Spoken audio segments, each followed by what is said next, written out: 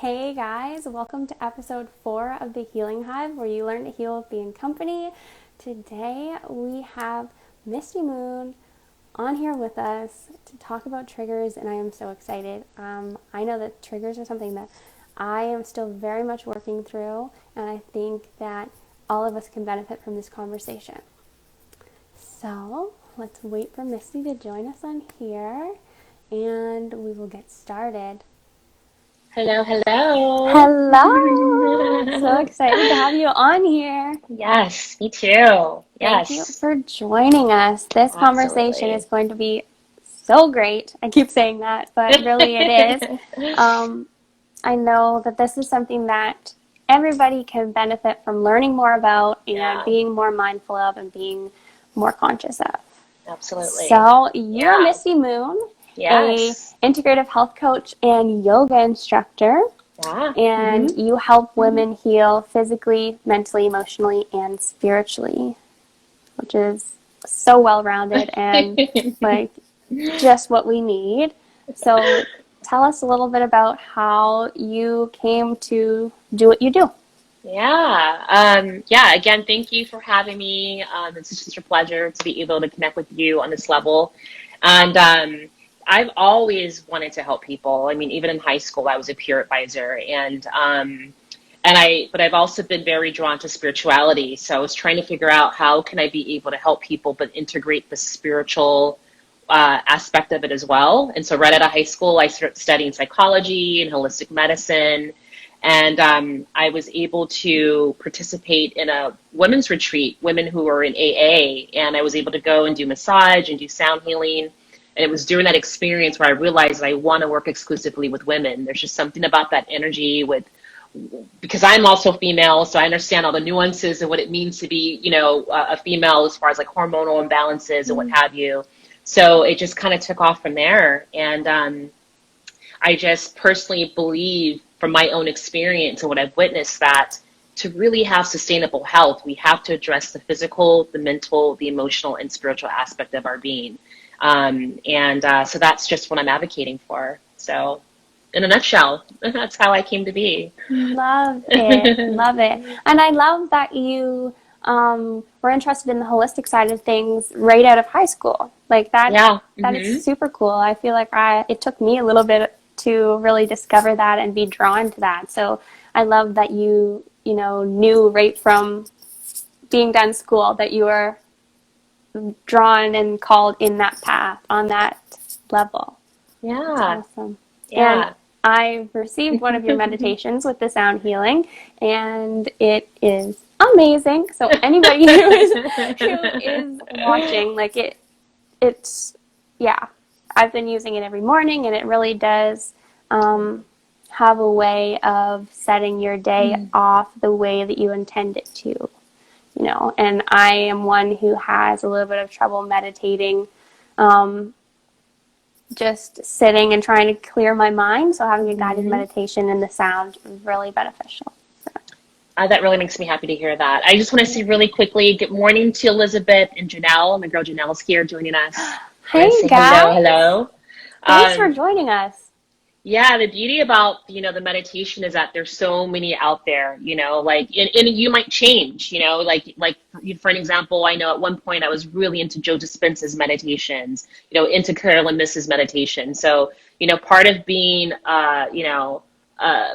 immersed in such an awakened culture is that we have so many tools at our are at our disposal. So, Yes, yeah. very much so. And we have to utilize all that we can and try different things to see what works best for us, because maybe Yeah. not everything is going to work for us that works for other people too. Yeah, Yeah. okay. So today we are Yeah, let's get talking into about it. triggers. Yeah, let's get right down to Yeah. it. So we had a conversation a little while ago, and we kind of just talked about things and decided that this was a good conversation to have, and to kind of plant that seed in everyone's head No, to yeah. to become aware of this. It's a hot So topic. It's a yeah, hot it topic. is. It is for sure. Oftentimes we feel stuck with negative emotions. When they surface, we can easily fall into the depths of them, and it can be hard for us to move through these emotions without attaching to them. This may be because we feed into the triggers of these emotions and give the negative emotions more weight than the positive ones we experience. So today we're going to talk a little bit about how we must give these triggers a voice and work through them and kind of move freely through them rather than getting stuck to them. Yes. Yeah. So I guess we can start off by just sharing our personal experience with triggers, like maybe one particular trigger or, whatever comes to mind. And I know I can start off. I know for me with, for an example, I used to have this, because of my negative mindset in the past of thinking, I'm getting emotional just thinking about it, that I'm not good enough. Like I had this belief growing up that because I was African American, because neither one of my parents graduated from high school, that I'm never going to amount to anything. And so I had this silly thing that if I'm in a group of people and if someone doesn't look me in the eye, but they look everybody else in the eye, I would immediately think, oh, it's because they think I'm stupid, because I'm African American, because I'm female. And it created this like story that I invested in for a good part of my life. That because of these things, no matter how hard I try, I'm never going to be good enough. And it's taking so much work for me to finally unravel that, to finally come to a place where like, no, damn it, like I deserve to be here, but that's just an example for me of like how and as far as like not feeling like I'm good enough, like a lot of us have these belief systems that are so deeply entrenched in our subconscious mind that it takes years and years and years to like slowly like, dismantle it. The way that I look at doing this work is like reverse engineering, so it does take an immense amount of work. But without skipping ahead too much, that's one major trigger that has haunted me for a good part of my life as far as, that I'm not good enough. And like, if I don't feel like people are like making eye contact with me in a way that makes me feel like that they're paying attention to me, that I just assume that means that, because of those things, that I'm not good enough. Kind of repeating myself. Yeah. That's a big one. I think that a lot of people can relate to the not feeling good enough part of it. Mine is kind of similar. I have a trigger when it comes to my independence. So when I feel that someone else is taking away from that independence, or when I feel that I have to allow others to help me, like it kind of makes me become emotional, overwhelmed, resistive, like it's hard for me to just allow myself to, I don't want to say work together, but because I love working with others. It's just more of like when I need to allow others to help me, I guess, too. It's to be like, vulnerable. Yeah, it prevents you from being vulnerable. Exactly. And it makes me feel like I can't do things on my own. And I think that's something that goes back into like my childhood and stuff. And it's just these things, unless we become aware of them, we can't let them surface in order to work through them. So if I'm constantly not allowing others to help me, or not allowing myself to be vulnerable, or not speaking out on the emotional reaction when these things happen, then I'm not going to be able to work through them. And it's the same with you. I'm sure you've had to face the fact that, wow, I don't think that I'm enough in these times, but it's not true. I am enough and I am worthy. Yeah. And, and what was the turning point for me was giving them a voice, because oftentimes we're conditioned to just not feel those uncomfortable emotions. So we sex them away, we drink them away, we smoke them away, we Netflix them away, and not deal with it. And in the meantime, they're like these abandoned children within us that are like not getting the attention that they need. So they either act out, and then like those reactions come even more, dramatic, or you just find yourself just kind of going further down into this hole of despair.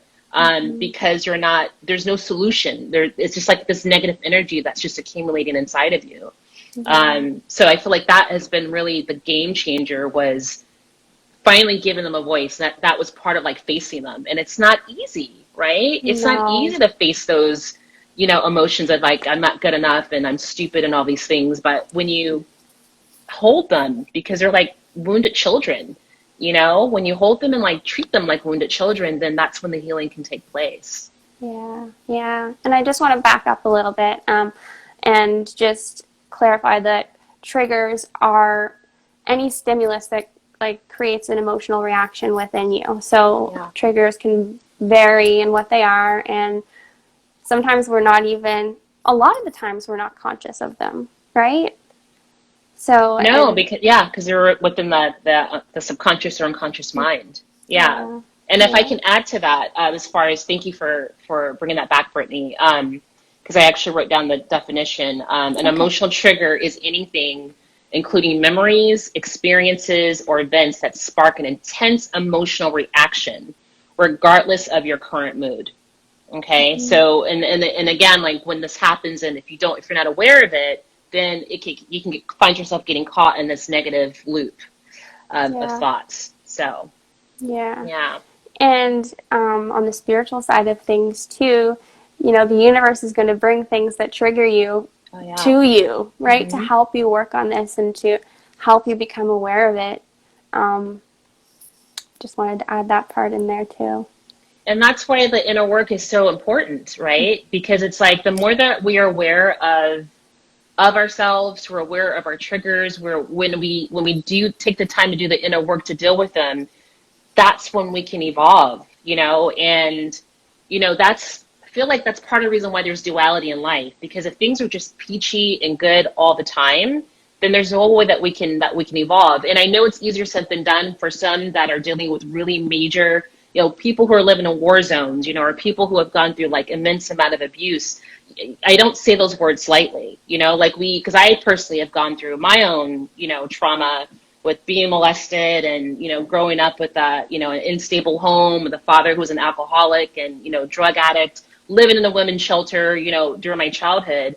But now that I've done my inner work, I can look back at those times in hindsight and have an appreciation because Mm-hmm. it brought me to where I am now. I am now able to hold a container for other people and have like, I don't know, it's easier, I feel like, for me to navigate through my healing because I know of where I've been. Because all Yeah. the trauma that I've been through in the past led me to where I am now. Does that make sense? Yeah, very much so. Very much so. We have to, and I think if we don't look at our traumas that way, like you said, we can be very stuck in that cycle and that like downward spiral. But once we do realize that we are who we are because of it, and that we have our insights and our connection with spirit because of it, it really makes us feel empowered, right? Yeah, yeah, absolutely. Yeah. Yeah. So acknowledging our triggers is a big part of it. So how can we come to acknowledge these triggers rather than deny them? Because I know when I first started doing this healing work and when I first started trying to be mindful of myself, denial was where I first wanted to go. Mm-hmm. Or blame was where I first wanted to go. So how can we take Mm-hmm. a step back from that and really honor these triggers to give them a voice? Well, there's two things I want to share. One is a method that I've been using that has helped me, and I'm going to say journaling. I know that we hear journaling all the time, like, oh my God, journaling. But with this type of journaling, it's not just writing down like a monologue, but having a dialogue instead. So for an example, like, if the trigger that comes up, stimulates anger or jealousy or envy, you can just simply write envy on the journal and then like ask envy, hey envy, like what's coming up for you? Like, how are you feeling? Like, what message do you have for me? And allow all logic to go to the side, and whatever comes up, trust that process. And then before you know it, you're having a dialogue with that part of you that felt, that part of you that felt triggered. And then oftentimes it all leads back to a particular moment in childhood. Then you're able to go Mm-hmm. back to that moment in childhood and to heal that. I know it's a lot more, to it than just that, but just the least of the first step that you can take is starting that dialogue with that part of you that felt triggered. And that alone is giving it a voice. Yeah. Yes. So what you're saying is to give it a voice within your journal so that you can recognize exactly what it's saying in order for you to recognize it in the moments later on Yeah. when you're Yeah, dealing with it. it's like because so this is coming from a model called internal family systems that was created by Dr. Richard Schwartz, who originally was a family counselor. And this is about 30 years of research of him creating this model. And so he was working with families, and he was also working with clients who had eating disorders. And he was noticing that the clients who had eating disorders, they would say things like, a part of me wanted to binge out on those cookies. A part of me didn't. And when I did binge out, another part of me was judging me for binging out on those cookies. And he realized that they were having these internal dialogues like the family were having dialogues. So after doing, like I said, 10, a decade, up to 30 years of research, he realized that we all have various parts within us. We have, parts that want to binge out on alcohol. We have parts of us that are super productive, parts of us that, has a hypersexual, drive, but they're all there to protect our inner child. And instead of like, whenever we feel like, when we find ourselves wanting to binge out on food, instead of shaming that part, ask that part, what is it that you're trying to numb out? What is it that you don't want to feel? And then when that part has a voice, you can understand it, then it takes you back to that wounded child, and then you can have a dialogue with that wounded child. So it's just another way of, there's many methods, but this is just one method to, again, stop the triggers in its tracks. Instead of like allowing yourself to be consumed with the trigger, interface with it, be curious about it. And then you're able from there to dissect it. And then when you give it a voice and begin to dissect it, then you'll be amazed at how that energy starts to dissipate. And it doesn't happen overnight. It definitely is a process, but at least it's a tool. It's a map that can get you to that place of not being consumed by your triggers. Yes, yeah. And it helps you have a better attitude toward your triggers because you're viewing them as helpful rather than, something that you have to, like you said, shame away or deny or be embarrassed of. Yeah. Yeah. Yeah. And then if I can, another tool that I wanted to share with everyone, and we could put this in the links if possible, but there's a woman that goes by the name of Brian Katie, and she has this method called The Work. I think this is so incredible when it comes to triggers. And there's a 3-part step to the work. And the first part is to be aware, to identify what the trigger was, like what happened. Like, was it the guy that cut you off in traffic, or was it, something a person said? Like, so just be very hyper aware of like what happened in that situation that caused the trigger. And then you write down your feelings around the trigger. And then the last step, which I think is like genius, is that you ask, is it true? Whatever emotions you felt around that trigger, is that true? And then you start to kind of, it's another way just to kind of break it down and to become curious and almost logical about why you feel the trigger. So it gets you out of your emotion and into more of a logical mind to understand the trigger. Yes. Yeah, because our emotions are more something that is physical. It happens because of hormones and neurotransmitters in our brain, right? That's something that we cannot control. But what we can control is the feeling that that emotion gives us, because that's the conscious space. That's the, that's what you're saying, is that you can break it down and see it and have like this relationship with it and this voice given to it in order to work through it. Yeah. Yes. Oh my gosh, I love all of this information because, and it really is in depth, like you said, like with the journaling, it is in depth. You do have to work on it. It is a process. And I definitely feel that from the work that I've been doing on my healing journey and my spiritual journey, and I'm sure that you feel the same.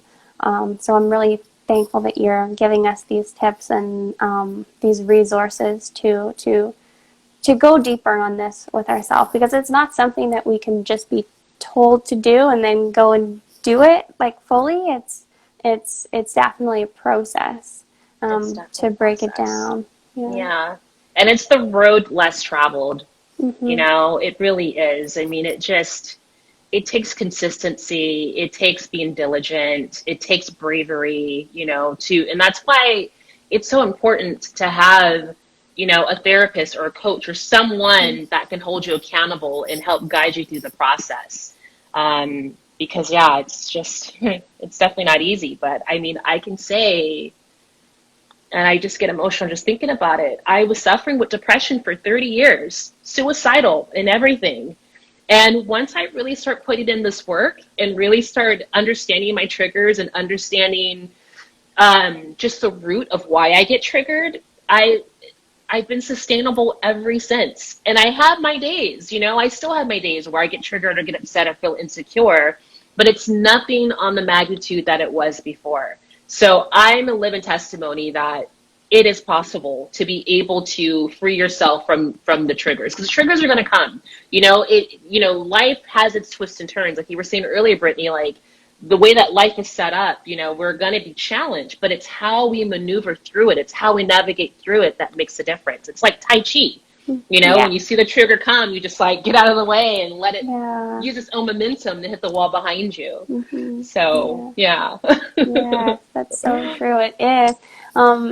And like when I think of Tai Chi, I think of like fluid motions and kind of like going with the flow. And I think that is really the goal, right? Because I don't think we're going to be able, you may be able to better deal with these triggers, but eliminating them might not be like in our power, right? Because I know there's some things that I've worked through that then come up later after you feel like, hey, I thought I dealt with this, like I thought it's gone. But then it really matters how you deal with it again when it comes back up after that, right? Because you've learned and you've seen and you've given it a voice. And now, it's a friend, right? It becomes an ally. Yeah, exactly. And a word that you used when we were talking about this before was neutrality. Like that, our goal is to have this like neutral experience with the trigger, like seeing it here and still like flowing around it and being able to work with it like an ally. Yeah. And I have to say again, that's not an easy process, but it is. But it is.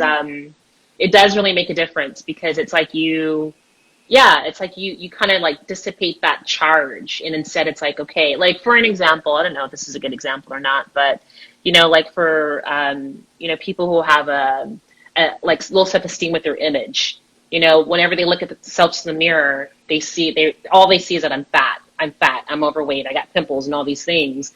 And it's going to be difficult to go from like, I'm fat, I have pimples and I'm ugly, to, oh, I'm beautiful and I'm perfect. So instead you go from like, I'm fat, I have pimples, to I have a body.